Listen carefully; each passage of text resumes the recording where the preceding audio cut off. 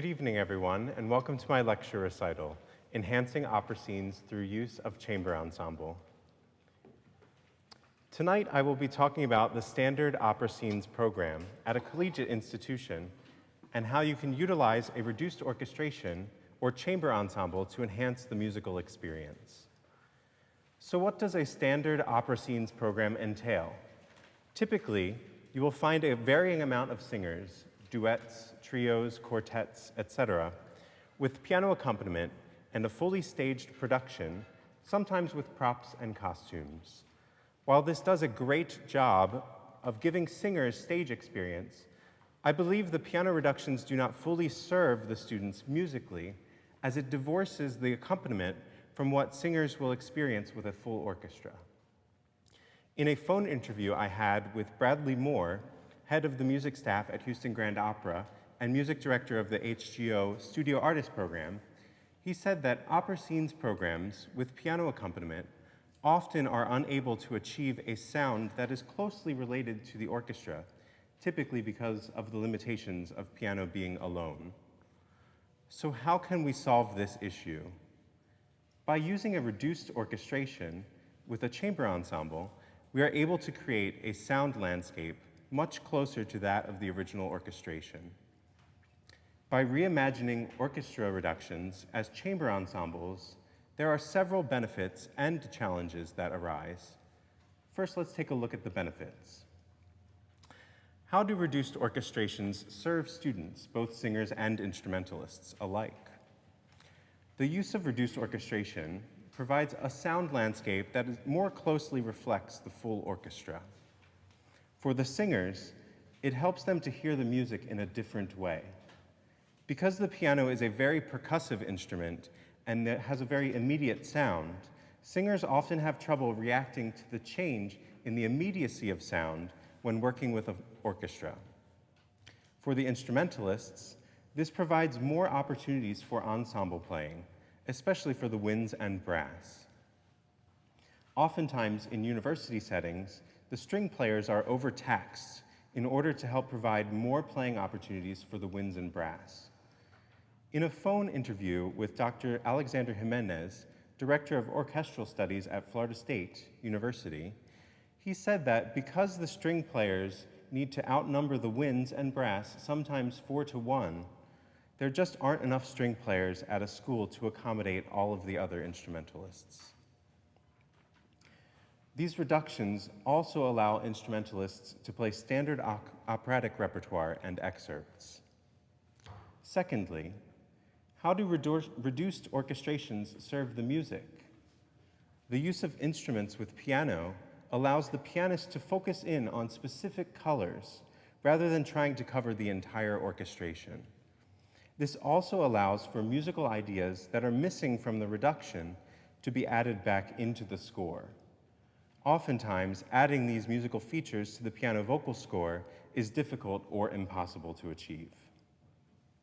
In order to further showcase the benefits of a chamber ensemble, I have selected two pieces from the most frequently performed opera composers, Mozart and Puccini, as shown in the bar graph on page 2. Using these two examples, I will show you how reduced orchestration enhances the musical experience. In the first example, on page 3, Fuggi crudele fuggi, from Mozart's Don Giovanni, there is a lack of ability for the piano to achieve all of the musical effects evident in the orchestra. I'm going to play a recording of this piece with full orchestra so you can hear the interplay between the strings and the winds. Looking at example 1, you can follow along with the piano reduction, paying close attention to the circle areas.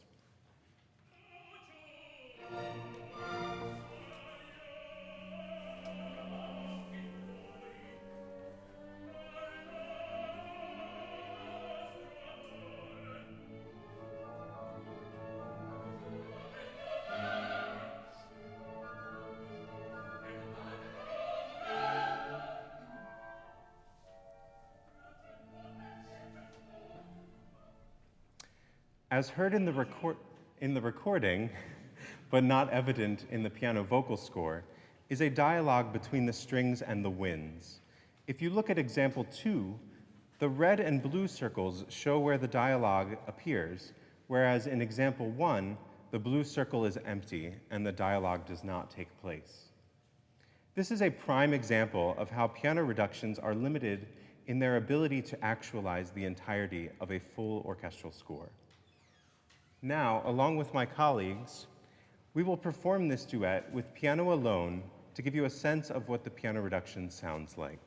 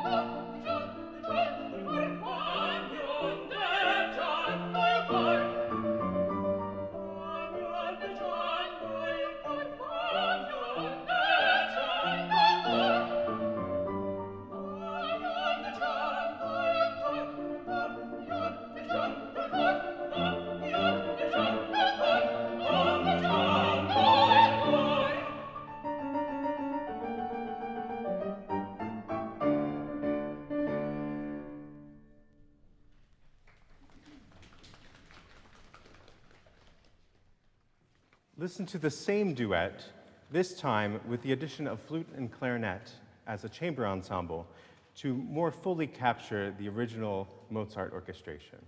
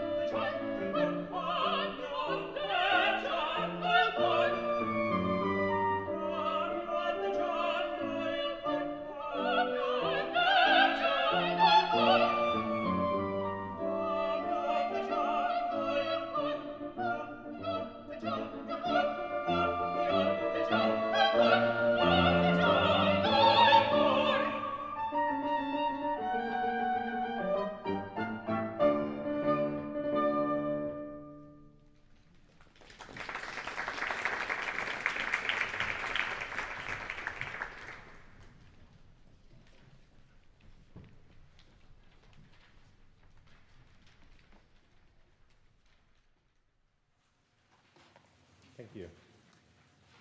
As you heard in the second performance, the winds are able to recreate the original dialogue found in the orchestra. Through augmenting the piano reduction with winds, the overall musical experience is more satisfying to the singers and to the listener. Turning to page 4, you will see another set of examples, this time from the aria Sola perduta abbandonata from Puccini's Manon Lescaut. In comparing examples 3 and 4, you will notice how the piano vocal score is it trying to encompass the sounds of both the wind parts in the red circle and the string parts in the green circle. By adding in a few winds, the pianist can focus on the string parts rather than trying to play everything at once. This brings out the original color of the orchestration while still using a smaller chamber ensemble. Now, along with my colleague, we will perform a selection of this aria with piano reduction.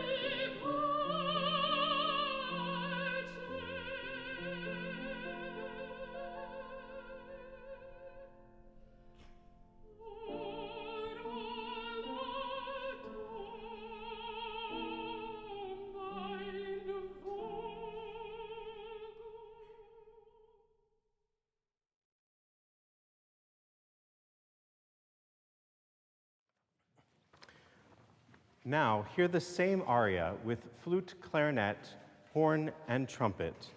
Listen closely for how the winds add to the overall effect of the music.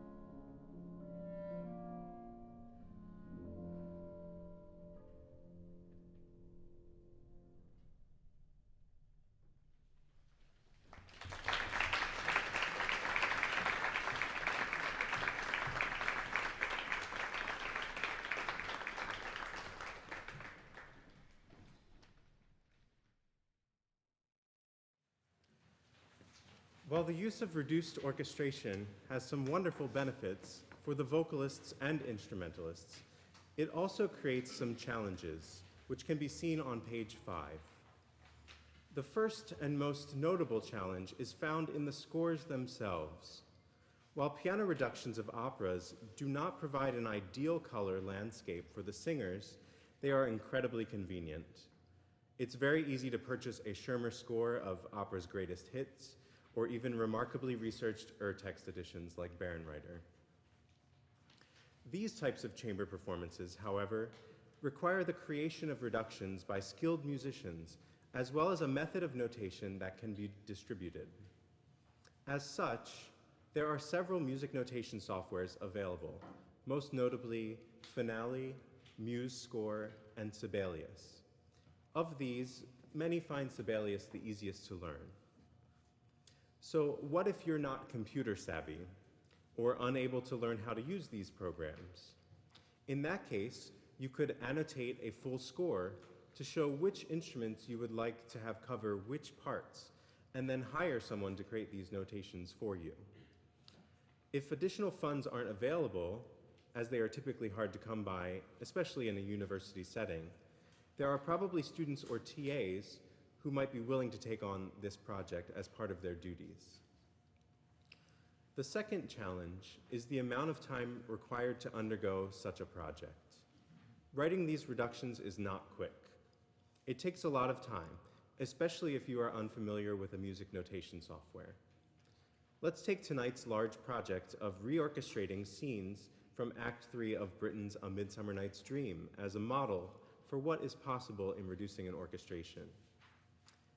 The original orchestration involves 2 flutes, 2 clarinets, an oboe/English horn player, a bassoon, 2 horns, a trumpet, a trombone, 2 harps, 2 percussionists, a keyboard player on celeste and harpsichord, as well as a full string ensemble of first violins, second violins, viola, cello, and double bass. Quite a big orchestra. The large chunk of the opera presented tonight is right around 30 minutes of music. Before I started the orchestral reduction, I spent a good bit of time going through the score and getting to know the sound of the original orchestration. Then I decided to use 8 instrumentalists: violin, cello, flute, clarinet, horn, trumpet, percussion, and keyboards to recreate the sounds of Britten's orchestration. It took around 24 hours to write out 7 of the parts. After doing some handy math, the total time required is about 12 minutes per part per minute of music. That time also takes into account the learning process I went through with the software Sibelius at the beginning, because I had not really used it up until that point. One of the wonderful results of the hard work required to create these reductions is the fact that they can be reused in future years. This allows you to create a catalog of reductions for use in later opera scenes programs. The third challenge is faced when trying to assemble all of the people to take on this endeavor. There needs to be a music director who is knowledgeable about the specific piece and the sound of the orchestra in that piece. They need to be able to take on the orchestral score and distill the essence of the sounds to reimagine them into a chamber ensemble. Then, you'll need someone to engrave or write out the parts. Next, you need to gather the instrumentalists to play these parts. Fortunately, in university settings, there are typically musicians, especially winds and brass, who are looking for opportunities to play in chamber groups. Because of the overtaxed string department, as mentioned earlier, these other instrumentalists are typically much more available to take part in a chamber ensemble like this. Lastly comes the issue of a conductor. Oftentimes, the music director of a collegiate opera scenes program is also a pianist.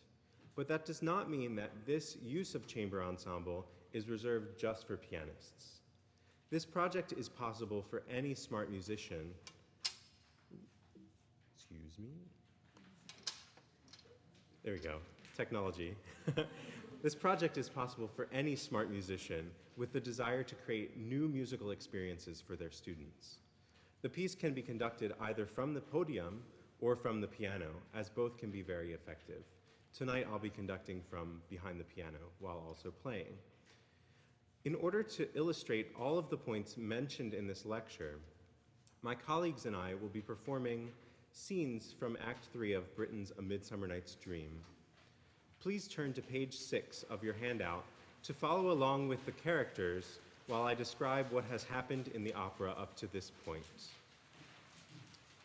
Starting in Act 2 of this story, the mischievous fairy Puck has stumbled upon 6 worker men, or rustics, as they rehearse for the play they intend to perform for the royalty later. Puck decides to amuse himself and turns Bottom, one of the rustics, into a donkey. At the sight of this strange and terrifying transformation, the others run off. Bottom contents himself with loud singing and wakes the fairy queen, Titania, and she immediately falls in love with him due to a spell that was cast on her earlier. With the help of her fairies, she manages to coax him to bed. Tonight's performance begins after Bottom wakes up and thinks that this whole experience was a dream. Afterward, the rustics show up worried about how they'll perform their play without Bottom.